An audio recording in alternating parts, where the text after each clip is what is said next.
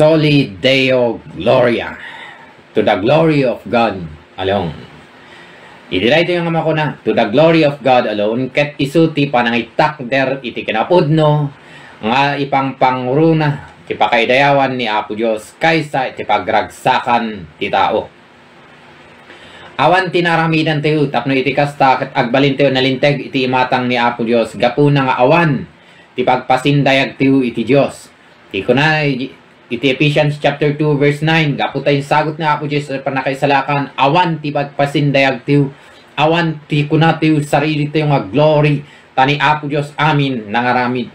Ti purpose, ti tao kat maparagsak na ni Apo Diyos, iti amin nga aramid na, nga saan adag iti tao or sarili na ti pakaragsakan nakit, pagragsakan nakit di, o padayawan na, no di kat ni Apo Diyos. Iti sao ni Apo Diyos, mapansin tayo di teksto, nga mga isuro kada tayo amin, nga ti atbin nga aramidan tayo, ket baka idayawan ni Apo Diyos. May sa, Titus chapter 3 verse 4, ingana iti verse 5. Ngem iti na iparang, ti asi, ken ayat ti Diyos, ang mga isalakan kada tayo, insalakan na tayo saan agapo iti anyaman, nga nasaya at nga inaramid tayo, nudiket gapo iti asi na kada tayo. When, na isalakan tayo, babaen iti panangugas na iti danom, ket gapo iti daytoy, na ipasngay tayo iti baro abiyag, babaen ti Espiritu Santo. No iti panakaisalakan, ket amin itrabaho ni Apo Diyos. Awan tiyo na tiyo, mga maalat tiyo, tapno ikasta, ket dato iti maidaydayaw, no dikat ni Apo Diyos lang nga ti idayaw tiyo. Ngarod, nimpay ni Apo Diyos ti panakaisalakan, ibaga tiyo, madayaw unay ni Apo Diyos, when, ta kompleto diya nga inaramid na, saan nga nagkurang ni Apo Diyos, diyan naramid na. John chapter 6 verse 44. Awan ti makaumay kanyak, no saan nga alukuyan ti ama, anang ibaon kanyak, ket pagungarek tuntun maudi nga aldaw. Sino ba nangaramid nga mangipan kanya ti pamilya ni Apo Diyos? Ti Diyos Ama, ni Hesus Kristo, ti mang pagungar kanya ti puno ikan na ti biyag ngagnanayon. Madayaw unay ni Apo Diyos, ni Apo Diyos lang ti idaydayaw ti kanagitangan naramid na. 1 Corinthians chapter 10 verse 31.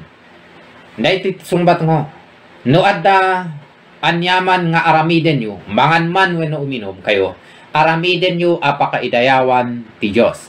So amin nga aramiden tiyo, mangan man when uminom, aramiden tiyo nga pakaidayawan ni Apo Diyos. Saan nga ijay pakaidayawan tiyo?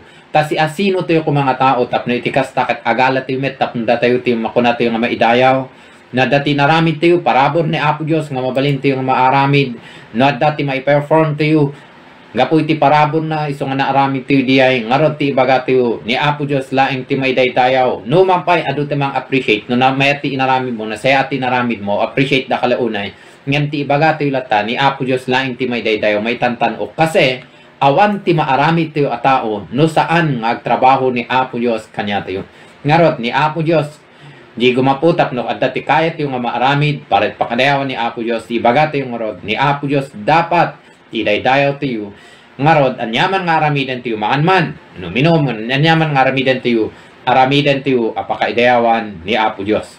Tima ko na, nga, Soli Deo Gloria, or to the glory of God alone, ket ni Apo Diyos laing timay daydayaw, saan nga datayo nga tattao. Ngaron, saan tiyo nga alain ti posisyon nga maidayaw, ta saan tiyo nga Diyos, ni Apo Diyos lain ti daydayaw tiyo. Ngaron, hopefully dahi tiyo, kat adati may tulong na, tunggal may sa kanya tiyo, mangidayaw ka ni Apo Diyos. Mapati, kerkit ti, tunggal may sa nga mang bigbig, iti kinaimbag ni Apo Diyos, kanya tiyo, bigbigan tiyo, ti kinakasamunay, nagsayat nga parabon na kanya tiyo. Ni Apo Diyos lain kadita, da nga may daydayaw, naimbag, nga aldaw, tiyo amin kakabsat.